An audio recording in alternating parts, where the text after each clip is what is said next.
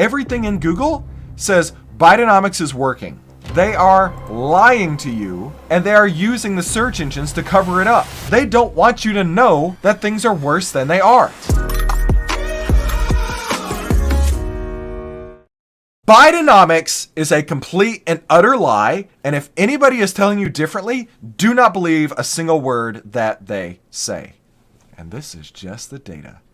Government statisticians are quietly revising down Bidenomics. So whenever I do these videos, I generally like to research this a little bit before I talk about it.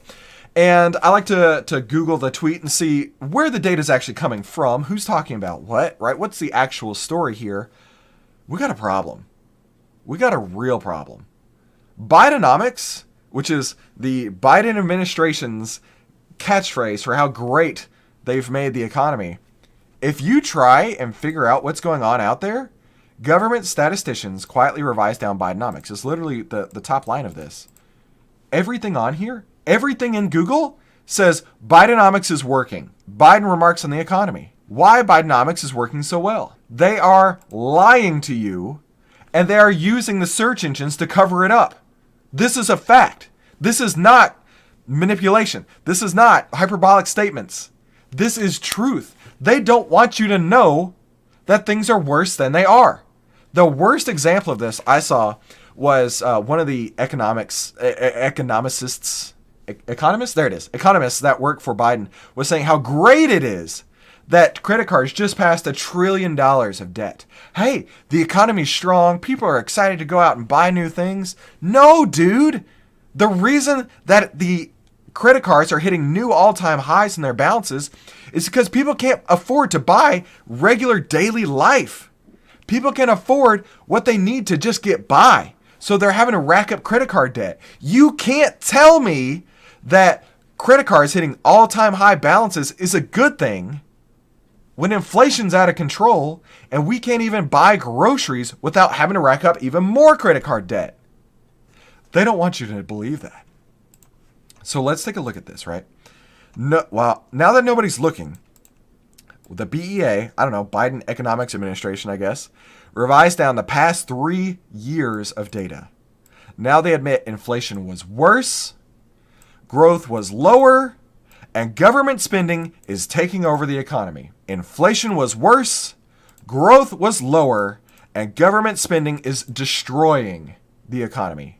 Biden got a downgrade in 7 out of 10 of the quarters so far, while Trump got a quiet upgrade. Consumer spending growth was cut in half, and now they admit the mini recession last year was even deeper. This person here goes on to talk about just how lying the administration is, just how full of crap they are, just how much they want you, as what they consider the sheep out there, to not know exactly what's happening. Bidenomics downgrade as the Bureau of Economic Analysis, oh, there you go, that's what BEA means, revises down the last 3 years of data. Turns out inflation was higher, growth and income was weaker, federal spending is now replacing the consumer, federal spending's out of control, a $1.1 trillion in vanished savings. Oh, I have the privilege to work with a lot of financial institutions, and I saw this chart the other day that completely blew my mind and honestly made me question what's going on out there. They showed how savings, checking balances, money market balances, and IRA balances are all tracking down. All tracking down. That's not a healthy economy. A healthy economy is all those growing. A healthy economy is all of those growing as well as consumer spending growing. That's not what we see here. We see savings being depleted. We see higher inflation. We see a 9 sigma revision down in consumer spending. That means the move was one of those once in a billion year kind of moves down. And it turns out long after the fact, long after the election, growth under Trump was higher and growth under Biden is even lower. They don't want you to know this. Google's literally censoring anybody talking bad about this. They don't want you to know because they want you to think that the economy is awesome so that they can get reelected, so they can continue this charade that is bankrupting this country. And you don't have to let that happen. You can vote. You can choose to let them know we're done with this.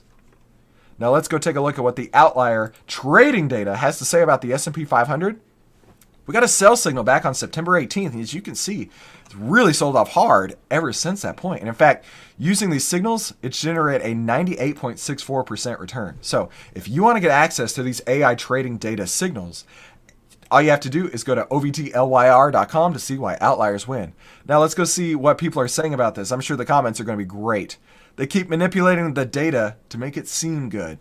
They have to make it seem good because we all know it isn't good. Just another example how the government is not transparent with the American people. They're trying to hide the fact that Bidenomics is an epic economic failure. It's fumbling over my words there. What else we go? We love Bidenomics. Yeah, I'm sure we do. Well, it seems like someone turned down the Biden economics thermostat and things got chilly. 1.1 trillion in vanished savings. It's like the economic Houdini of the century. Elon Musk parody. Yeah, I guess they don't teach integrity at statistician school. Why would they do that? When they can just make up the numbers and let you know, hey, everything's hunky-dory, everything's amazing. Just trust us. We have the best interest for you in mind here. And I don't think they do. And you and I both agree that this is not exactly at all what we need to be seeing out there. We need to see people who are confident. We need to see people who are smashing the like button to let the YouTube algorithm know that we are not going to handle this anymore. We are not going to stand for this. And if you thought this video was great, be sure you watch one of these two. YouTube thinks you're going to love them.